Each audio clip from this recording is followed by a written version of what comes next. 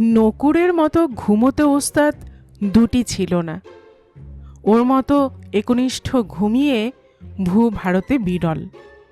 ওরকম ঘন ঘন আর ওরকম ঘুমকাতুরে বড় একটা দেখা যায় না। যে কোনো সময়ে, যে কোনো অবস্থায়, এমনকি যে কোনো দুরবস্থায় ওকে একবার ঘুমোতে বলো না। অবশ্য না বললেও চলে, বলবার অপেক্ষা রাখে না সে। মোষের মতো ঘুম দিতে বাহাদুর আমাদের এই নকুর। চাই কি মোষকেও হারিয়ে দেয় মশাই। ঘুমানোর বিষয়ে কোনো খুঁতখুঁতেপনা ওর কোনোদিন দেখিনি। যে কোনো জায়গায়, স্থানে অস্থানে কেবল একটু শুতে পেলেই হলো। ইটের বালিশ হলে তো কথাই নেই। বেঞ্চের হাতলে মাথা দিয়েও ওর সুখসজ্জা। স্টিল ট্রাঙ্কে মাথা রেখেও ওকে অকাতরে ঘুমোতে দেখেছি। বলবো কি, চলন্ত বাসে গাদাগাদি যাত্রী, দাঁড়াবার জায়গা নেই, এমনকি ভিড়ের চাপে বাসের পাটাতনে পা রাখবারও ঠাঁই হয় না। ঠেকানো দূরে থাক, পা ছোঁয়ানোর জো নেই পর্যন্ত।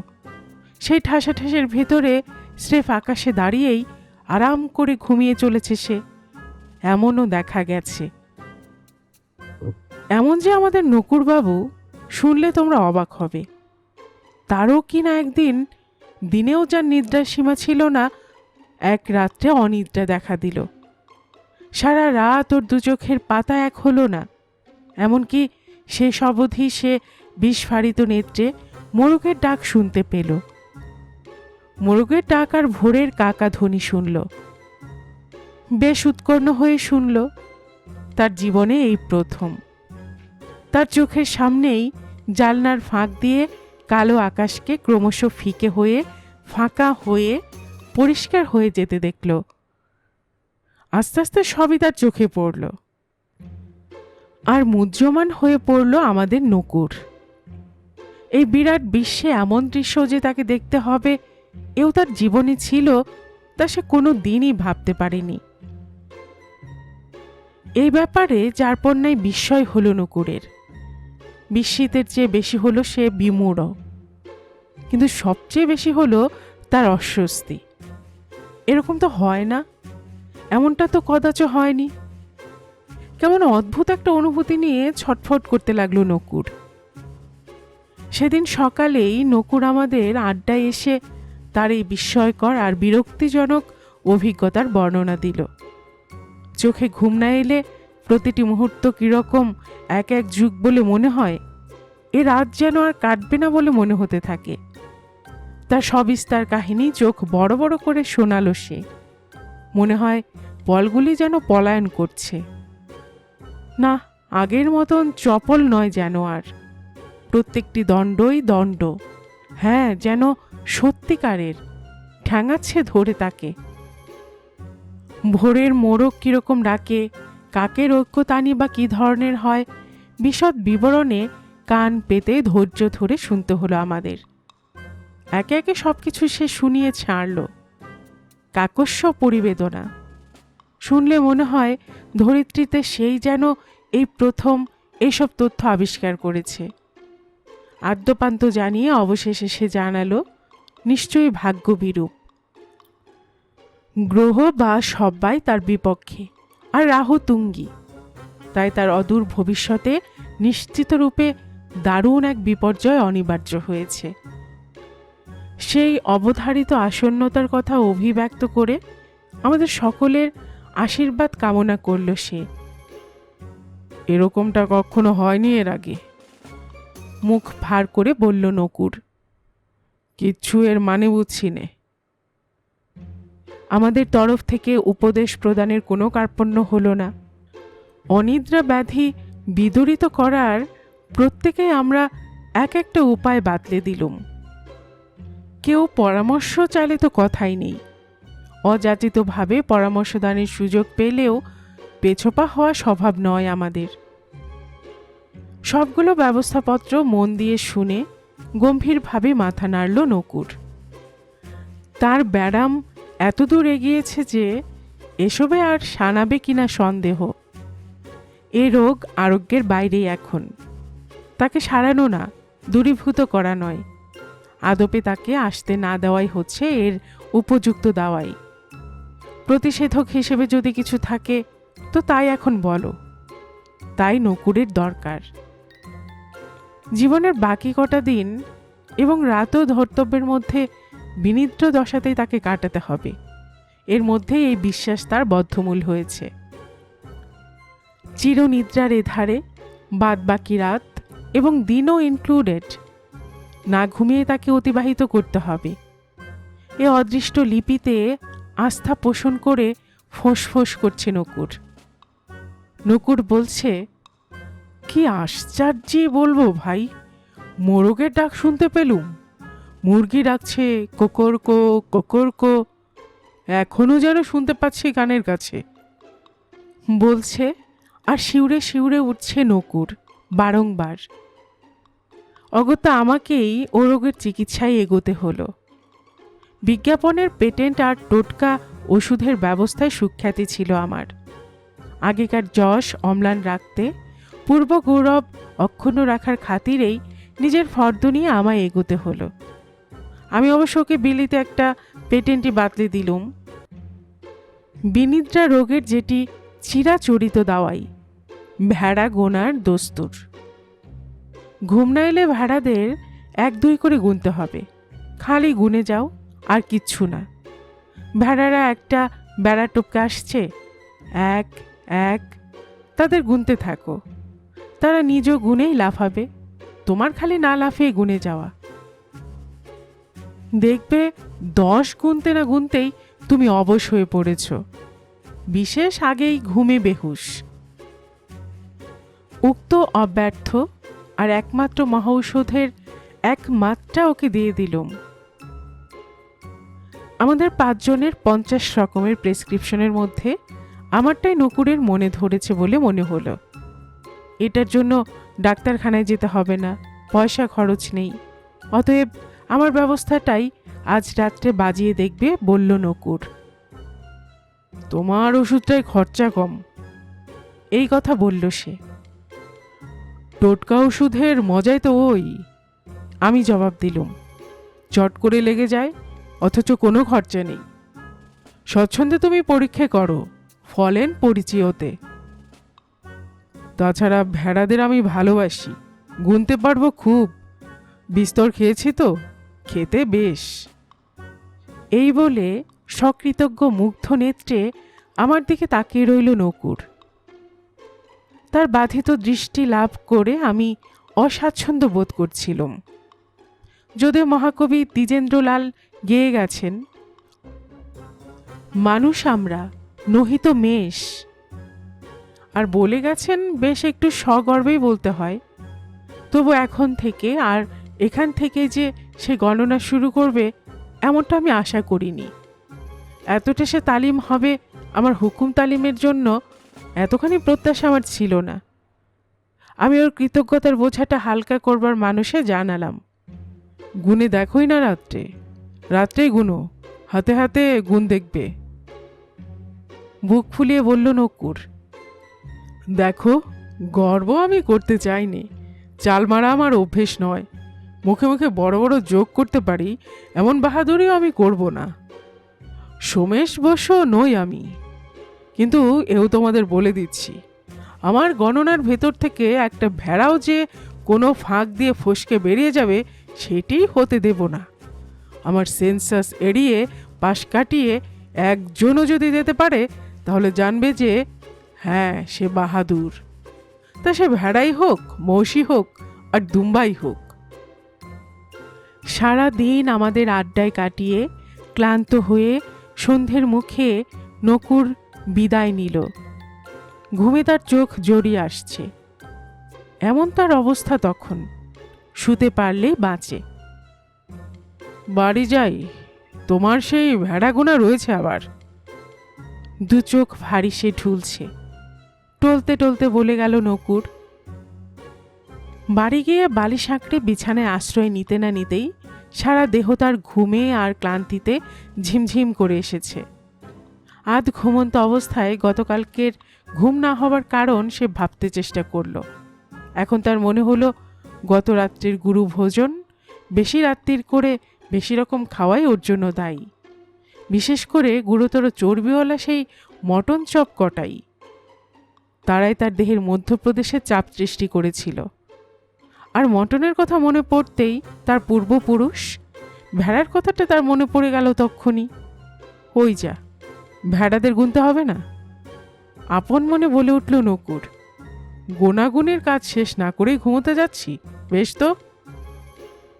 পরের দিন সকালে নকুরকে দেখে আগের নকুর বলে চেনাই যায় না আর, যেন কতকালের রুগী বলে মনে হয়। সারা রাতকাল মুহূর্তের জন্য চোখের পাতা বুঝতে পারেনি নকুর। অঢেল ঘুমের ঢেউয়ে যেই না সে তলিয়ে যেতে চলেছে, অমনি সেই মেষ গণনার কথা তার মনে উদয় হয়েছে। আর উন্মেষ হতেই তারপর থেকে চোখের ঘুম যে কোথায় পালালো তার পাত্তা নেই। তবে ৪৫,০০০-এর উপর ভেড়া গুনে সে শেষ করেছে, এইটুকুই তার সান্ত্বনা। সেই ৪৫,০০০-এর ভেতরে একটা আবার যা বেয়াড়া বিশ্রী রকমের, কিছুতেই সেটা বেড়ার উপর দিয়ে টপকে আসতে রাজি হয়নি। বেড়ার তলায় কোথায় একটুখানি ফাঁক ছিল, তারই তলা দিয়ে গুটিসুটি মেরে কোনো গতিকে এসেছে সে। তার যথারীতি না আসার কথাটা এখনো নকুর ভুলতে পারেনি। সেই অসৌজন্যের কথা স্মরণ করতেই নকুরের এখন হাই উঠছে আরো। এরকম কাণ্ড কখনো দেখিনি ভাই। আমাদের আড্ডায় এসে পাংশু মুখে প্রকাশ করল সে। যেই না মনে করছে এই খতম, গোনাগাথা সব ফিনিশ হলো, আমার ঘুমোবো এবার। ওমা, আবার দেখি কোত্থেকে আরেক পাল ভেড়া লাফাতে লাফাতে এসে হাজির। পঙ্গপালের মতোই আসতে শুরু করে দিয়েছে, পালের পর পাল, যেন পাল রাজ্য। এবং এবং আর কি, সেই লম্ফমানদের সেন্সাস না দিয়ে কনসেনসাস নকুর আমাদের কি করে? এইভাবে দলের পর দল, নব দল বলে আগুয়ান পাল বংশীয়দের তালিকাভুক্ত করতে করতেই গোটা রাতটা বেচারার কাবার হয়ে গেল। কি বলবো ভাই, এতখানি পরিশ্রম করলুম। নকুর আফসোস করে, কিন্তু পরিশ্রমের পুরস্কার স্বরূপ একটুখানি যে বিশ্রাম করব তার আর ফুরসত হলো না। ভেবো না কিছু। আড্ডায় সবাই ওকে উৎসাহ দিতে লাগলো। সব ঠিক হয়ে যাবে, তুমি গুনতে থাকো। ঘুমাবার পক্ষে ওর চেয়ে মোক্ষম ওষুধ আর নেই।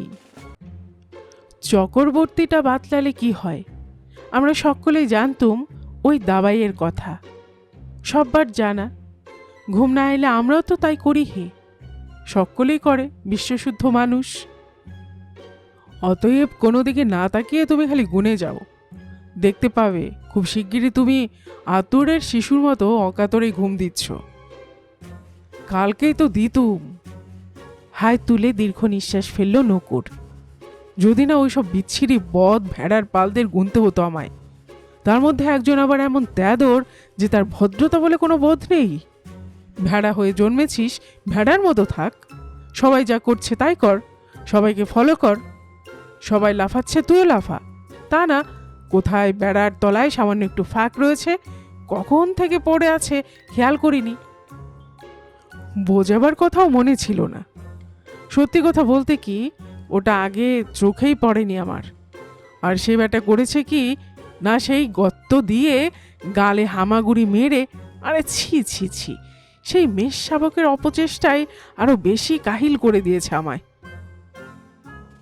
তোমরা বিশ্বাস করবে কি না জানি নে, ওই ভেড়ারাই নকুরকে সারা সপ্তাহ ধরে বিব্রত করে রাখল। নকুর চোখ বুঝতে গেলেই তারা ভিড় করে আসে। অবুঝের মতো ভিড়ে যায় দলে দলে, পালে পালে, কাতারে কাতারে। চোখ বুঝেও রেহাই নেই। চেষ্টা না করতেই সেই মোষপাল তার আধ বোঝা অনিমেষ দৃষ্টির সামনে অত্যন্ত স্পষ্টাকারে বারে বারে দেখা দিতে থাকে। এক সপ্তাহের মধ্যেই নকুর আধখানা হয়ে গেল।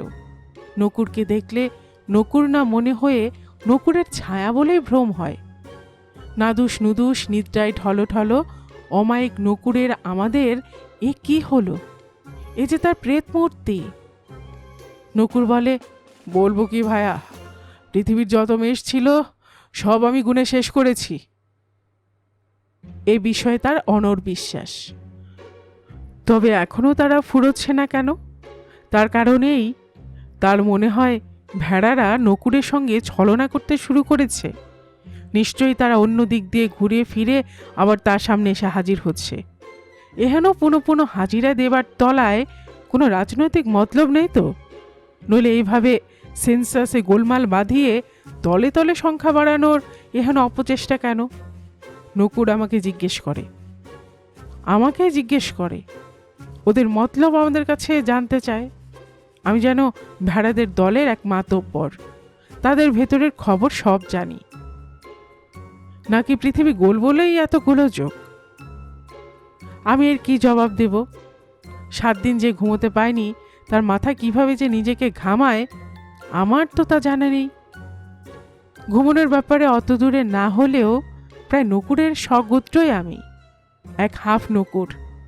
তবে সুখের বিষয়, আমাকে কদাপি ভেড়া গুনতে হয় না।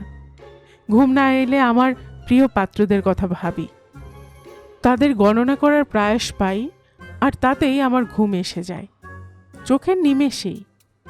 আমার স্মৃতিশক্তিই বিস্মৃতি শক্তি এনে দেয়।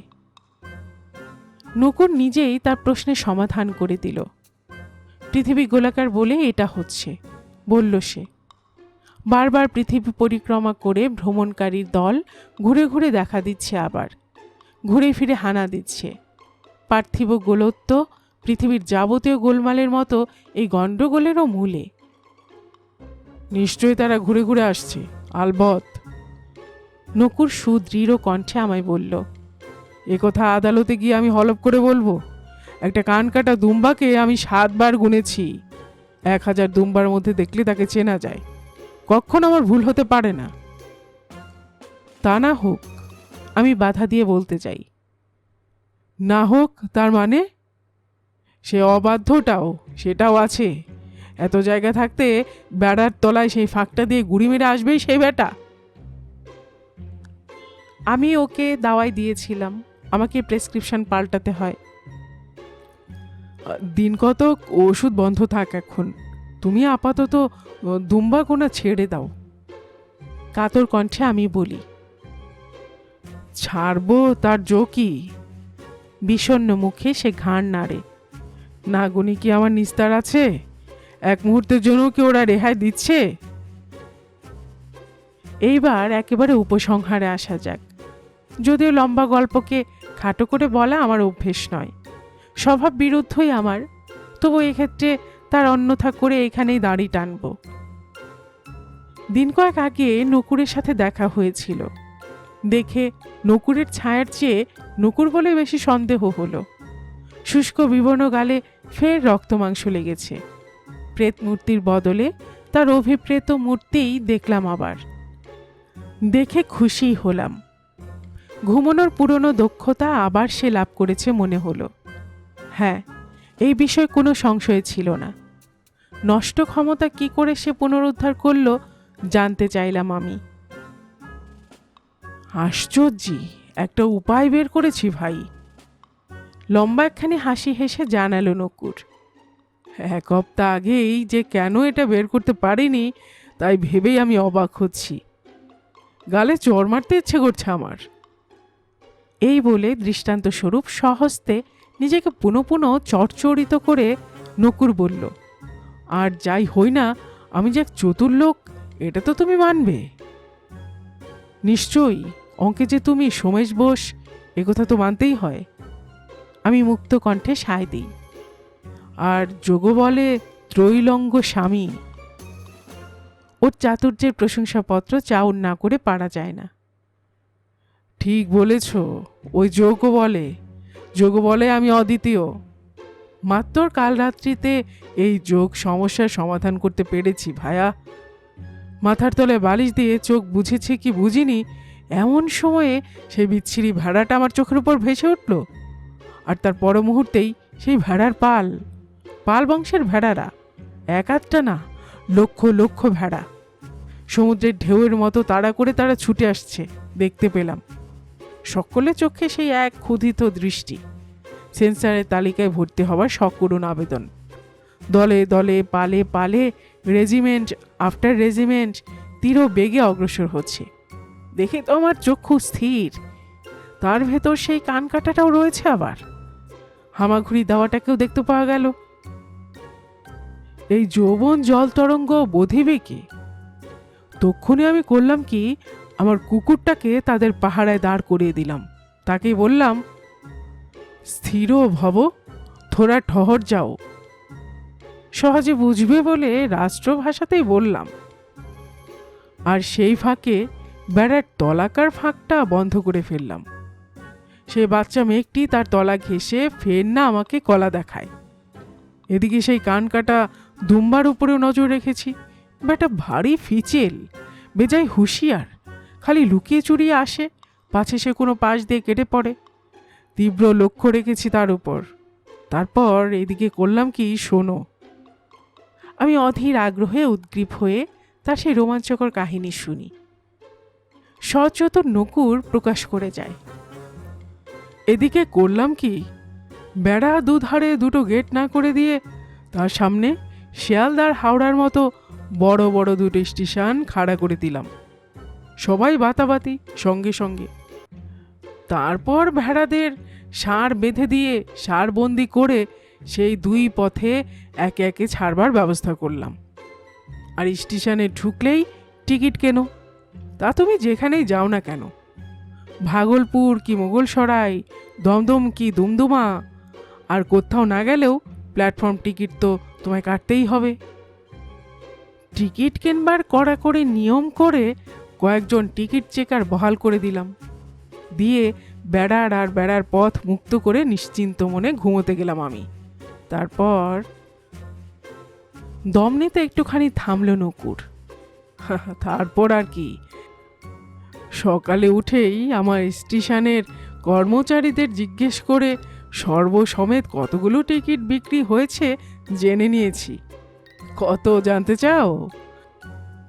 কাল এক রাত্রিরেই 5 লাখ ভেড়া পার হয়েছে। নিখুঁত সংখ্যা হচ্ছে 5,80,485। নকুরের অপূর্ব কাহিনী শুনে বিস্ময়ে আমি হতবাক। একটু মাথা ঘামালেই বুঝলে কি না, পৃথিবীর সমস্যার সমাধান পাওয়া যায়। এমনকি তোমারও এই অনিদ্রা ব্যামোরও। দেখলে তো, ভেড়া গোনা আর ঘুমানার এক ঢিলে এই দুই পাখি মারার কেমন খুব সহজ উপায় বের করে ফেললাম। নকুরের মুখে হাসি আর ধরে না। গল্পকুটুম চ্যানেলে এতক্ষণ আপনারা শুনছিলেন শিবরাম চক্রবর্তীর লেখা একটি হাসির গল্প, নকুর বাবুর অনিদ্রা দূর। আর এতক্ষণ গল্প পড়ে শোনাচ্ছিলাম আমি রোমানা নূপুর।